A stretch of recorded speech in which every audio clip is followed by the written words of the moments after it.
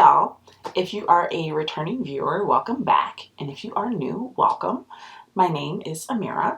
And today I want to do another sort of anti-haul wish list video. Let's talk about all the makeup that I either have no desire in purchasing or makeup that I really want to purchase, but I'm on a no buy right now, so I can't buy it. Let's do that. Let's talk crap about makeup and fawn over makeup. Two of my favorite things. Let's get into it. Alright, so I'm pulling up Trend Mood now, which is where I get a lot of my my makeup news from. But the first thing I want to talk about is this, and let me move over here so I can put my photos here. So the first thing I want to talk about is this limited edition Lunar New Year of the Tiger palette from Huda Beauty. And I'm going to put a picture up here. And the first thing I want to talk about is the packaging. Thank you. The packaging is stunning. So beautiful. This is like when I think of like Lunar New Year packaging, like this is what I'm talking about. I'm talking about beautiful red and gold. And I love the tiger print on the front, the close-up of the face. It's stunning. And then you look at the inside and it's such a letdown. It's so boring, and it looks like so many of her other like mini palettes. Like this is from her, this is one of her Wild Obsessions palettes, so the little ones that are like $29. The only one that I own is the Jaguar Wild Obsessions, and that's the, well, I wouldn't say that's the only one that's interested me, but I would say it's the only one that I felt the need to actually, like, I actually wanted to spend money on. And for me, this could have been so amazing. This could have had beautiful reds and golds and just and a black, and like it could have been so much more than this really sort of muted. It's got an orange and like a pale yellow, it looks like in the photo. The shade in the middle looks very similar to the shade that's in the middle of the Jaguar palette, which I own. It just looks slightly lighter. It just, I don't know, she dropped the ball with this one. I feel like she could have really leaned into, you know, the colors of Lunar New Year, which are red and gold, or she could have really leaned into the tiger shades. You know, she could have done a bright orange and like maybe like a metallic white and like a really rich black, and then added in the reds and the golds and really sort of married those color stories. There's just so much she could have done with this that I'm just sort of like, if I were to buy this, it would be for the packaging only, and I try not to do that anymore. So yeah, this one I was just sort of like, wow, it could have been what could have been, but isn't. Oh well. Next up is that I want to talk about is the new Charlotte Tilbury, what's it called? The Beautiful Skin Medium Coverage Liquid Foundation with Hyaluronic Acid. Mouthful. I'm kind of interested in this. I know everyone's reviewing it right now. I haven't watched any reviews. I might eventually. I have a thing about when new foundations come out anyway. I'm always really curious. I don't always pick them up, of course, but I'm always a little bit curious. So this foundation looks interesting to me. I'm not one of those people who's really into when they put hyaluronic acid in the foundation or to market it, because first off, you're not going to get any actual hydration benefits from hyaluronic acid like this. Hyaluronic acid needs to be applied to damp skin. You're supposed to seal it in. Like, you're not going to get a whole lot of hydration. And I know a lot of times when you use products that have hyaluronic acid in them, specifically makeup products, it can have the opposite effect, and it can actually dry out your skin. So for me, when I see hyaluronic acid in a foundation, it immediately makes me go, because it's just there for the marketing tactic. It's not going to be doing anything for your skin. So yeah, so part of me is interested because I love the idea of like a sort of, it looks like it's kind of got like a sheer to medium coverage. It looks very skin-like. It looks beautiful. But the hyaluronic acid part is actually what scares me off. So I don't know. I'm on a no buy now, so it's not like I'm going to be picking this up anytime soon. I've got time to think about it, but that's the one thing that's sort of making me go, about that foundation.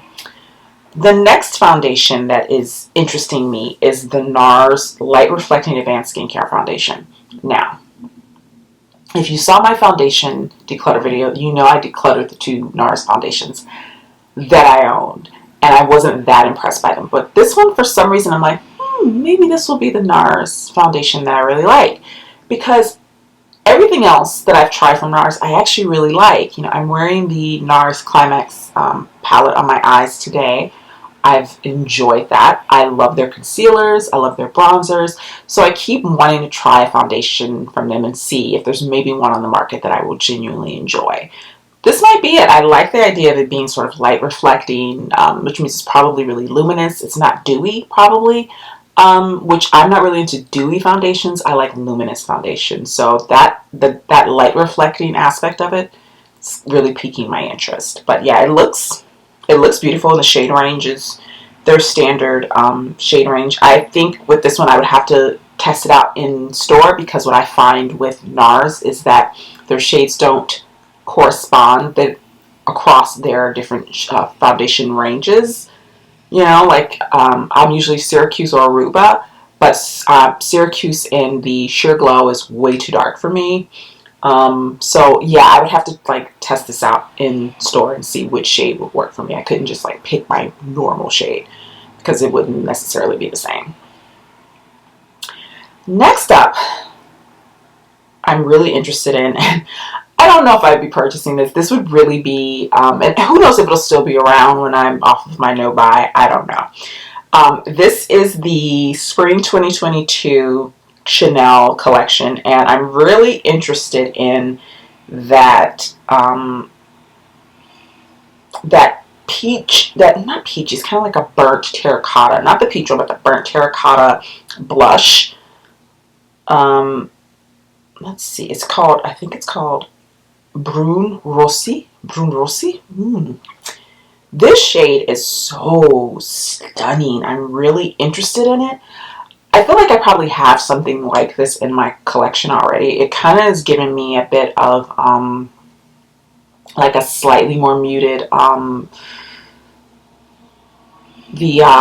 Clinique Cheek Pops in black. I think it's called Black Honey. I have that, and it kind of is giving me that vibe, but just a bit more neutral. But then there's a Milani blush as well that I own that kind of gives me this vibe. I've never tried a Chanel blush, so I'm tempted to try it. But also, do I want to spend $70 on a single blush? Not really. So yeah, I might just admire this from afar. I don't know. It's beautiful though. The shade is so pretty, and that's so right up my alley. The peach shade is nice too, but I feel like that, you know, I own a million peach blushes, but that one for some reason is just really... It's just really caught my eye. It's really stunning. Let's talk about these new Danessa Myricks Infinite Chrome pencils, eyeliners. I'm sure you can use them in other places. It says Infinite Chrome Pencil, but when I look at them, I just immediately think of eyeliners. So there are, how many shades? Let's see. There are 10 shades. They look beautiful. When I first saw them, I was like, oh. And then I had to remind myself that I was on a no-buy. I'm like, no, Mary, you can't do it. Don't do it. But then also, I had to take a moment and really take a step back and really analyze these pencils, because they're meant to be multi-chrome, multi-chrome, high-intensity color shifting is what they're called here. They're waterproof and smudge-proof. They're $22 each, which is pretty expensive. There are shades here that have really caught my eye. The shade Rose Quartz, Amethyst are the two that really have caught my eye. Morganite is really pretty. But I really had to think about this, because I tend to use colored pencils on my waterline and maybe sometimes on my my upper line, lash line, but not generally. It's usually just my waterline. And I really had to think about the fact that, would this really shift in my waterline? Like, how much of a shift would I actually get from those pencils in my waterline? Would it be so impactful that you would be able to see it from afar, or would you really need to be up close on my face to see it? And then also, you can replicate this sort of color shifting vibe by just using more than one metallic pencil. So say for instance you put a metallic, like a deeper metallic in your waterline here, and then you go in with a lighter one here and you kind of slightly layer them, you're going to get the same effect. I just feel like I don't know if this was really going to do what I would want it to do. If I were using these, you know, on my lid or like blending them out, and I don't really feel like they're going to be useful for that because it says here that they're smudge proof. So that tells me that they're not something that you can actually smudge out and blend out. They're just kind of stick.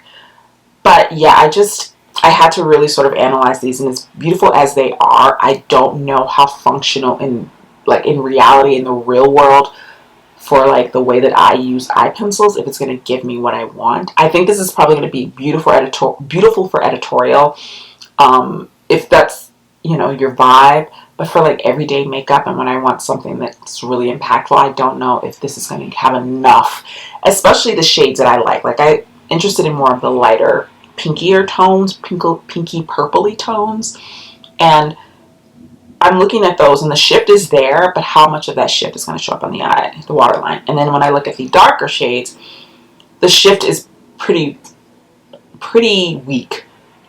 You know, like what is this called, Charo White, which is like a royal purple. I'm looking at the swatches that she has on her website on the arms, and there's not much of a shift there with that one. There's not much of a shift with the emerald one. So even the darker ones are probably on the eye, on the lash line and the waterline, just gonna look like purple or green. So yeah, this one was one where I really had to sort of, let me think about this before I get all excited. Let me think about this. So yeah, that one I'm just gonna pass on. Next up are these Charlotte Tilbury Eyes to Mesmerize Matte Cream Shadows. Potted shadows. These are pretty.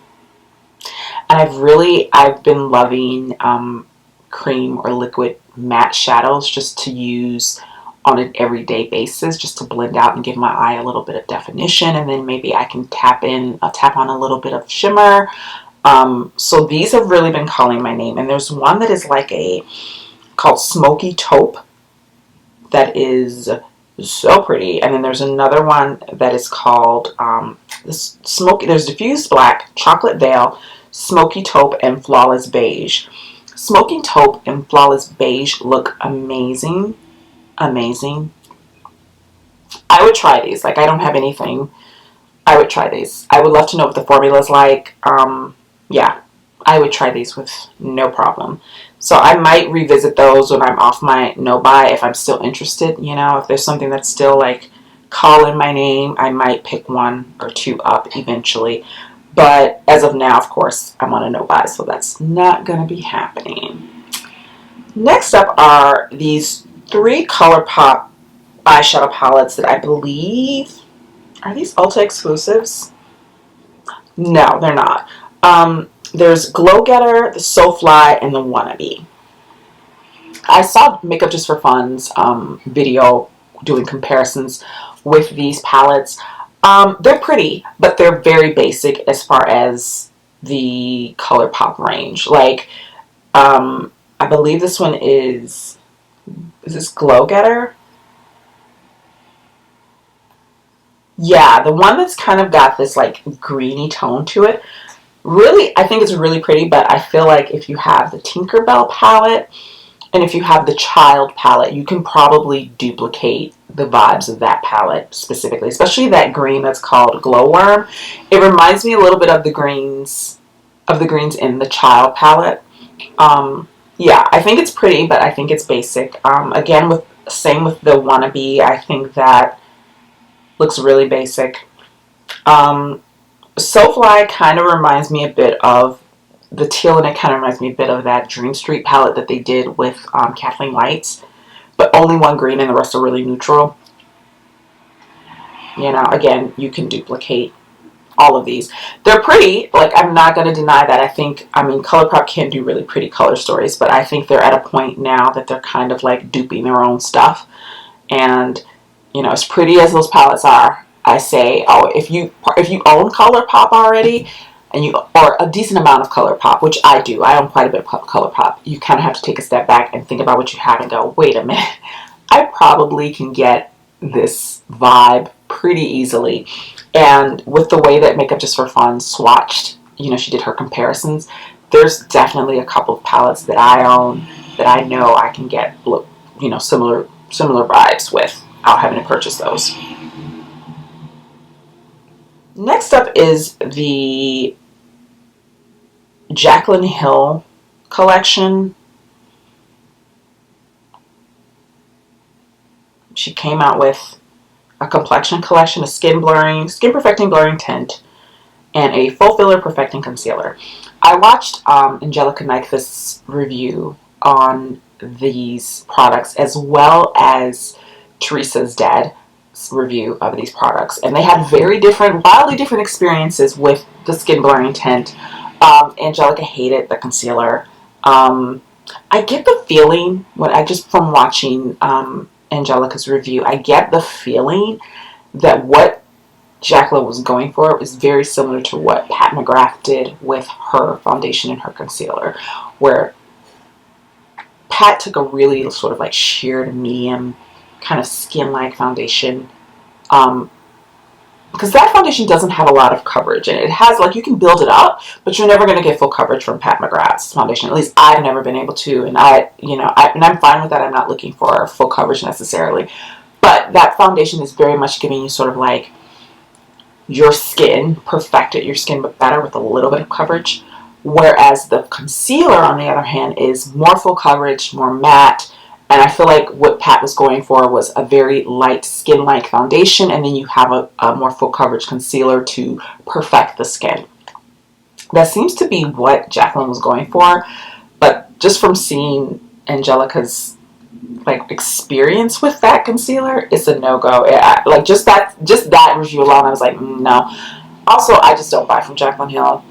This is very much part of the anti-haul aspect of this video. I have no desire to purchase anything from Jaclyn Hill, but I did want to mention it because I have watched reviews of it, and you know, if you were interested in it, I definitely recommend watching Teresa's dad's review and Angelica's. And Angelica loved the skin tint, like she loved it, and so it's not that I'm saying go watch these reviews that talk crap about them. Just watch two very different experiences, and you know, and if you're interested, you know, more power to you. But for me, it's a no-go.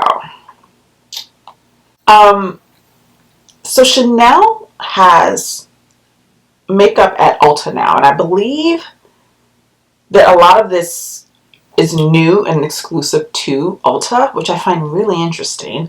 But you can get like the Le Beige Fresh Tint, you can get the Le Beige foundation, you can get the Le Beige Bronzing Cream, which everyone raves about. I'm very curious about the Le Beige Bronzing Cream because I love my Nars Bronzing Cream, so I'm very curious about that. I might eventually pick that up, but I do find it really interesting how Ulta is getting so many luxury brands in their shops and online.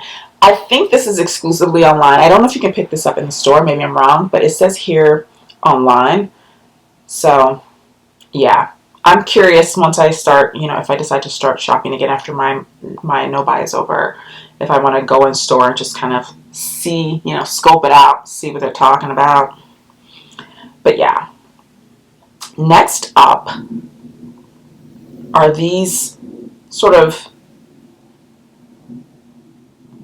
this is really interesting. So KVD has their Good Apple foundation, and they're coming out with a Good Apple concealer. It's supposed to be full coverage, long wear, lightweight, hydrating. I don't know. I've never tried the Good Apple foundation. I don't think it's the right type of foundation for my skin type. It seems like it's more for like really dry skin. I don't have dry skin. I have normal to oily. It's more dry now because it's dead of winter and super cold here and dry, and I've been using tretinoin. So I have a few places that are drier than others, but it's nothing that's like dry, you know. But the shade range looks interesting. It's a lot of shades that look exactly the same. Maybe that's just the picture, but It looks like a lot of really light shades. I think they needed more mid-range, mid-tone shades in my range. There doesn't seem to be a whole lot. I can maybe see one shade that I could use, and the other ones would either be too dark or too orange for me. But yeah, that's a no. That's a no for me. MAC is coming out with their own Year of the Tiger Lunar New Year collection. And they tend to do what a lot of brands do, which is what I hate about Lunar New Year releases. They always take they take colorful red packaging, but the insides of the products are just either reissues, like things that they've already released that they're re-releasing, or they're just boring, like the Huda Beauty one. And MAC is releasing this situation here. I don't know why is it pink? It's all pink. And it kind of throws me off. Like, I get that they're trying to do something maybe a little bit different from what they've done before, but the tiger on the packaging doesn't even really look like a tiger to me. Like, when I first saw it, I was like, where's the tiger? The palette kind of reminds me of the palette that they released for spring last year with that yellow, except it just looks like that palette, I believe, was like mostly mattes, and this one is like mostly shimmers. It kind of just looks like a repeat of that a little bit, just maybe a tad more neutral. The inside of the highlighter, what is that? Are those flowers? Like, why are there flowers? It just feels like they tried to take a spring collection and a Lunar New Year collection and mush them together, and it just kind of looks confused to me. Yeah. I'm not interested in that, but I just found it quite interesting how the point of view they have with the packaging. I'm not as huge of a fan of that. I would like for brands to embrace the red and gold, the traditional colors of Lunar New Year, but give us something interesting in, like, an actual interesting product inside the packaging. That's what I want, but I don't seem to be getting that ever. So yeah, I feel. But yeah, that I think is gonna be it.